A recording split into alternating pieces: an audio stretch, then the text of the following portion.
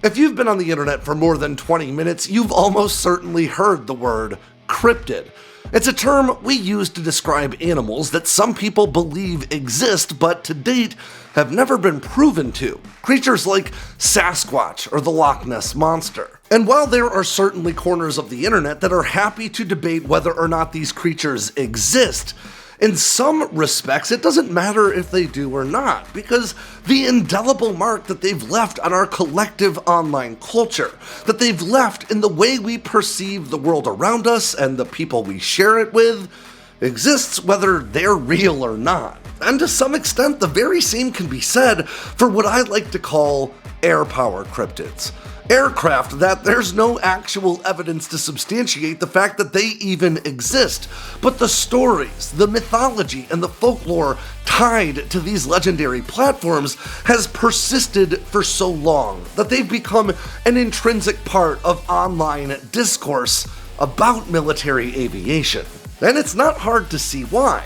Unlike with animal cryptids, like say the chupacabra, which requires a tacit belief in the idea that there are undiscovered species living in the wilderness around us as we speak, we know for a fact that airpower cryptids exist. It's just a debate as to which ones. So let's talk about some of the most famous, some of the most popular, and certainly some of the most divisive airpower cryptids in the world to date. Because while there are some people who will argue until they're blue in the face that these aircraft really do exist, the truth is we can learn a lot about ourselves and how we see warfare in general through the legends and the myths tied to these aircraft alone. So let's delve into the darker realms of top secret and classified aviation programs and the myths and folklore that surround them.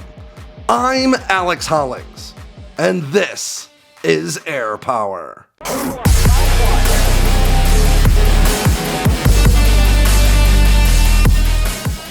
Ground news helps you stay on top of what's going on in the world while also seeing right through the political bias so commonly found in today's media coverage. Ground news does this by compiling articles published by outlets all over the globe and putting them in one place, making it easier than ever to not only stay on top of the news trends, but also to see differences in how stories are covered depending on an outlet's political bias. You can even choose specific topics you want Ground News to help you stay on top of, like the military, veterans, or even the F-35. Last weekend, for instance, a Royal Australian Navy helicopter operating over international waters above the Yellow Sea was forced to take evasive action after an intercepting Chinese J-10 fighter not only crossed directly in front of the helicopter as it flew, but deployed flares at the same time, forcing the helicopter to change course for safety reasons. Royal Australian Navy officials have described this interaction as unsafe and unprofessional, and it's certainly not unique. According to the Department of Defense, there were at least 180 similar unprofessional interactions between Chinese military aircraft and American personnel between 2021 and 2023 alone. And Ground News makes it very easy to see that some 20 outlets have covered this story so far, with fairly even distribution across the political spectrum, including 7 left-leaning, 5 right-leaning, and 7 center-leaning outlets covering the story. And if you scroll down the page just a bit, you can also get a sense of how factual reporting on this story has been, with 67% of the outlets covering the story thus far being rated for high factuality. And Ground News will do a whole lot more than that, including letting you know who actually owns a news outlet covering a story, and letting you know which countries are covering a story and which ones are giving it the silent treatment. Ground News is a very handy tool, not just for my research, but for my day-to-day news consumption, and it can be for you too. Just go to ground.news/Sandboxx to get 40% off the same Vantage plan that I use in my research. Again, that's ground.news/Sandboxx, or just follow the link in the description below to get 40% off the same Vantage plan that I use to stay in the loop. For every paradigm-shifting aircraft like the F-117 Nighthawk, B-2 Spirit, or F-22 Raptor, there's a long list of prototypes, technology demonstrators, and design proposals that never saw the light of day, let alone went into serial production. Many of these exotic experiments in air power have cultivated fan followings over the years because of the groundbreaking technologies that they brought to bear, and the roles they played in the development of operational platforms today. Aircraft like the YF-23, Have Blue, and Convair's Kingfish represent early or even alternate visions of what the technology of their respective eras could produce, with some so different from the aircraft that we've come to know that they still seem futuristic even today, decades down the road. Some, like Boeing's YF-118G Bird of Prey, an aircraft designed, built, and tested entirely within the secretive confines of Area 51 in the 1990s, even look downright alien. But the implicit understanding we can derive from Boeing's decision to reveal the Bird of Prey years after its final flight took place, and only because the aircraft saw no taxpayer investment, is clear. There are certain to be other exotic aircraft that were also designed, built, and maybe even operated under a shroud of extreme secrecy. The products of DARPA-led efforts to mature emerging technologies, or special access programs, also known as SAPs, meant to meet exacting operational requirements too sensitive to reveal to the world at large. And this is where entirely legitimate and reasonable conversations about highly classified aircraft can very quickly slide down the slippery slope into seemingly wild conspiracy theory territory, as aviation journalists, historians, and buffs alike try to marry reports of unusual and unknown craft spotted by eyewitnesses in the sky to the hearsay, the rumors, and the tall tales that trickle their way out of the classified realm. The explanations born out of these efforts to solve mysteries we find in our sky sometimes stretch the boundaries of what many believe to be possible, with extreme claims ranging from reverse-engineered alien spacecraft to an unholy marriage of technology and the occult born out of World War II Germany. Others seem so feasible and even practical that they can make rational sense even in the absence of further evidence. But what all of these platforms alleged to exist have in common is their firmly planted position within the folklore, arguably the mythology, of our day. Like some cryptozoologists' never-ending hunt for Bigfoot, purveyors of mythical aircraft like the TR-3B, Aurora, and others follow a trail of breadcrumbs made up of little more than circumstantial evidence in an effort to arrive at their preferred conclusion. But also like the field of cryptozoology, not every eyewitness report, blurry photo, or local legend can be easily dismissed as false. Reports of human-like monsters in the jungles of Africa, known locally as the Enga-Ena, were largely dismissed as nothing more than legend until 1847, when the first gorilla skulls were studied by Western scientists. The giant squid, the Komodo dragon, and of course, the ancient coelacanth are all examples cryptozoologists can point to as times in which largely dismissed legends turned out to be very real.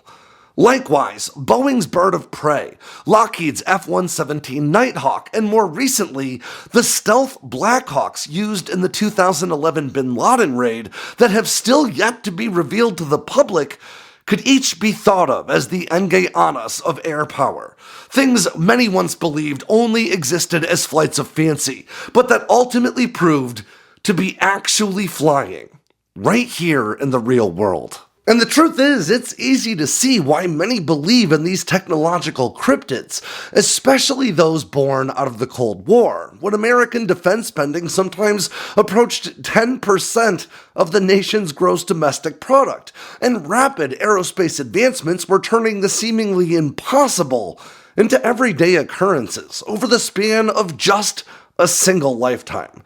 A person born in 1890 would have seen the widespread introduction of the automobile in the United States, the invention of powered flight, the Apollo moon landing, and the SR-71 set world speed records that still stand today, all before their 90th birthday. But maybe the best evidence to substantiate the existence of these air power cryptids has to be what we call the black budget. In 1987, it was reported that the U.S. black budget, or funding allocated to defense and intelligence programs, so secret they operated outside the purview of all but the highest levels of government oversight, had already reached $35 billion, with more than two-thirds of that figure, north of $23 billion, dedicated to secret Pentagon research, development, and acquisitions. In terms of today's dollars, that shakes out to just under $65 billion per year, allocated specifically to designing and fielding highly classified platforms and systems. To give you a sense of scale, that means the black budget for 1987 alone was enough to buy a larger fleet of B-2 Spirit stealth bombers than the US actually even operates today. By 2017, America's black budget had grown to an estimated $52 billion per year, which equates to a bit less than $66 billion in today's dollars, larger than most nations spend on their entire defense apparatus. By 2018, the Trump administration proposed a record $81.1 billion black budget, the largest in history at the time, but by 2023, that black budget had reportedly reached some $99.6 billion. Now, it's important to understand that much of this black budget is allocated toward operating the nation's sprawling intelligence apparatus, meaning it would be all but impossible to devote a large swath of this budget to any single platform or system. But with dollar values this large, it is not a stretch to imagine small batch production of exotic and unusual aircraft for testing and even limited combat roles.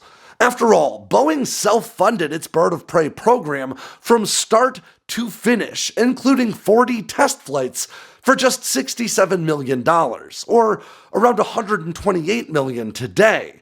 That means the black budget from 2023 alone could fund the entire bird of prey program 1,486 times over. Or to put it another way, you could buy 100 F-35As with just 10% of America's black budget in 2023.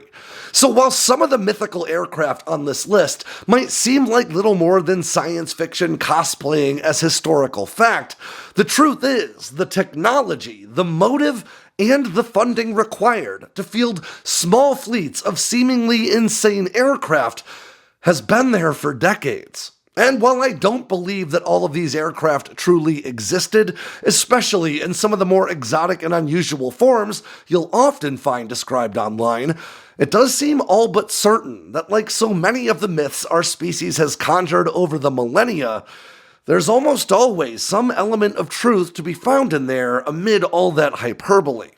So, here are some of the most unusual mythical aircraft believed by many to be real, even if the majority of the available evidence might suggest otherwise. Starting with the TR-3A Manta. For decades, rumors have swirled about the United States secretly operating highly classified black triangular craft known as the TR-3A and TR-3B, with some going so far as to claim that these platforms were designed using reverse-engineered alien technology. In 1991, the TR-3A was seemingly revealed to the world in a series of articles published by Aviation Week and Popular Mechanics. According to Aviation Week, the stealthy aircraft was designed by Northrop, the same firm responsible for the black triangular B-2 Spirit, back in 1976, alongside Lockheed's Have Blue efforts that would ultimately produce the F-117. Northrop called this stealthy triangular aircraft the Tactical High Altitude Penetrator, or THAP, during development. At the time, it was proposed that the TR-3A's role was to use an onboard laser designator to identify targets for the F-117 Nighthawk to engage with laser-guided bombs, though the F-117 is equipped to do both target designation and engagement all on its own. In a follow-up article, Aviation Week went on to claim that Northrop's TR-3A was about 42 feet long, 14 feet high, and had a wingspan of between 60 and 65 feet, which describes a much smaller aircraft than popular reports related to a similar mythical platform that we commonly know as the TR-3B. According to Aviation Week's unnamed sources, these aircraft may have been deployed to Alaska, Britain, Panama, and Okinawa, as well as flying in concert with the F-117 during combat operations in Iraq to provide laser designation of targets over Baghdad. Some have drawn comparisons between the TR-3A's alleged dimensions and a now famous sighting reported by trained airfield observer Chris Gibson from an oil rig in the North Sea back in 1989, in which Gibson claimed to see a triangular aircraft of around the size described being refueled in flight while accompanied by a pair of F-111s. But to date, no concrete evidence that the TR-3A ever existed has ever come to light. So let's move on to its big sister, the TR-3B.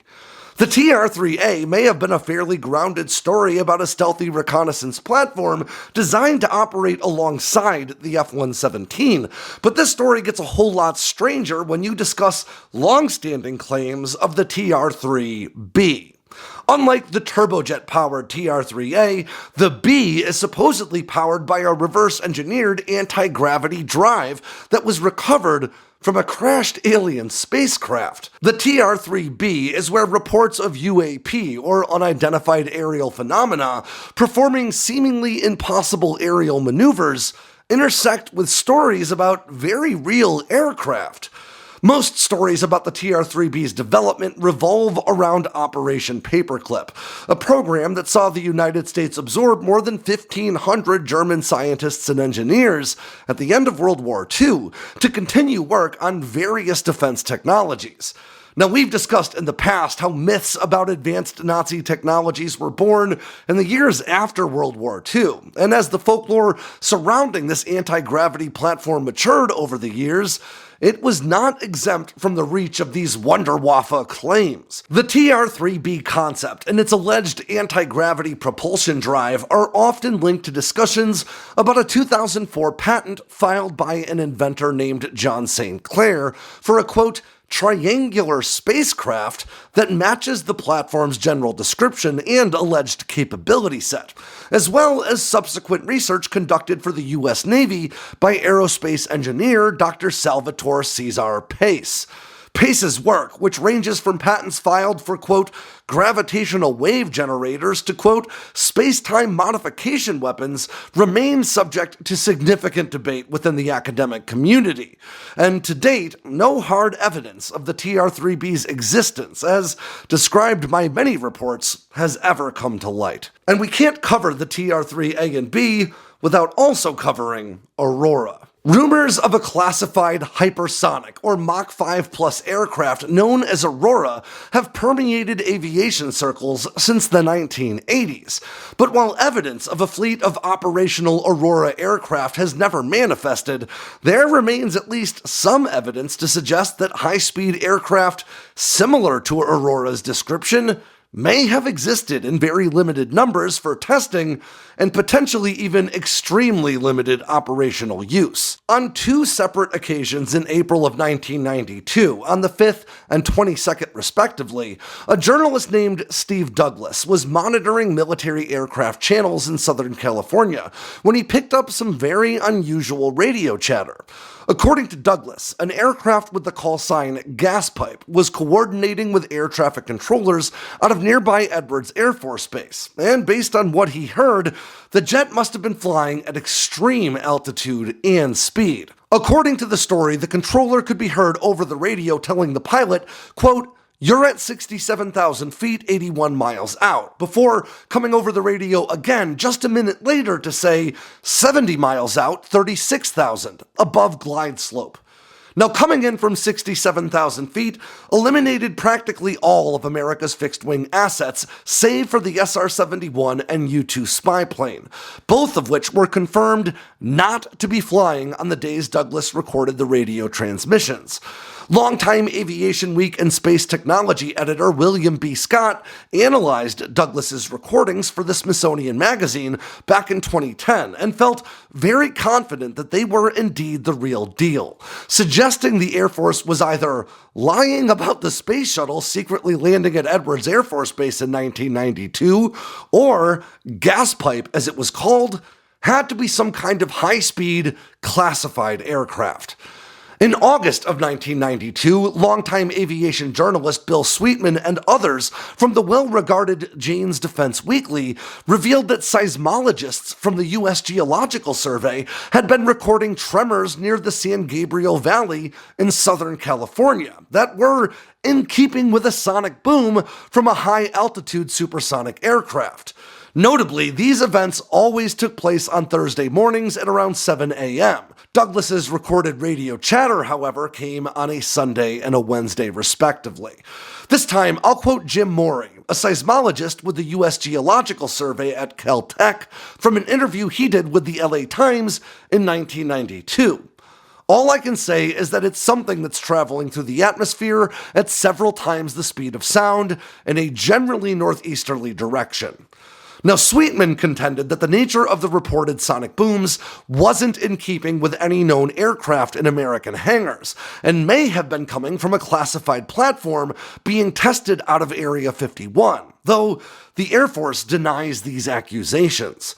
In 1997, the UK-based aviation magazine Air Forces Monthly published a report claiming that an American Aurora aircraft, also referred to in this article as the Astra, or Advanced Stealth Reconnaissance Aircraft, or AV-6, actually crashed while taking off from runway 23 at Boscombe Down Airfield in Amesbury, England, on September 26th of 1994. According to the report, operators from Britain's elite Special Air Service responded to the incident, covering the wreckage with a tarp and cordoning off the area until 2 days later, when the wreckage was flown back to the US in a C-5 Galaxy cargo plane. Now, the name Aurora appears to have come from a 1985 Defense Department budget request calling for allocations of some $80 million in 1986 and $2.3 billion in 1987 to a program with that name, though that line item was no longer present in the budget that was ultimately approved. Since then, it's been claimed by people like former Skunkworks director Ben Rich that Aurora was actually just one of the names used for the highly secretive stealth bomber program underway at the time, which would ultimately culminate in fielding the B-2 Spirit. I'll quote Rich himself. That story persists to this day, even though Aurora was a code name for the B-2 competition funding.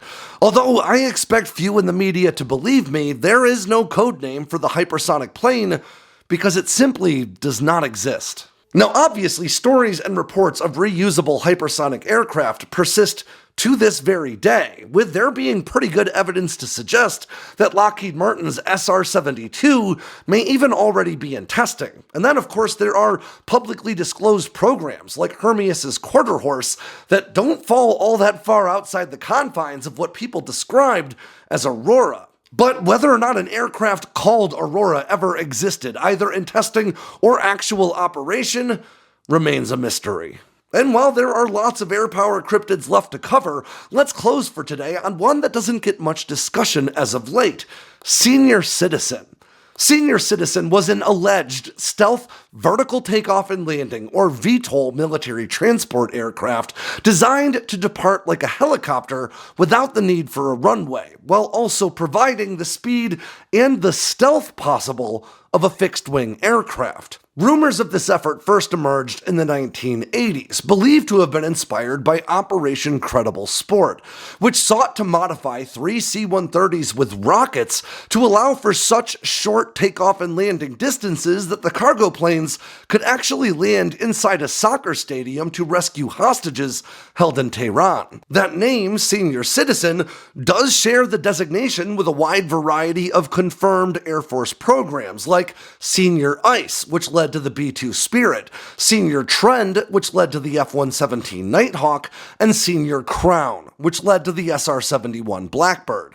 While Senior Citizen has never been confirmed to be real by the Air Force, there have been several efforts to field an aircraft that meets Senior Citizen's basic description, spanning decades, and to include even today. It was reported that both Boeing and Northrop may have been contracted to build stealthy VTOL transports by DARPA in 1983 for testing as a part of this Senior Citizen effort, with Northrop ultimately winning the contract and fielding an operational platform by 1989.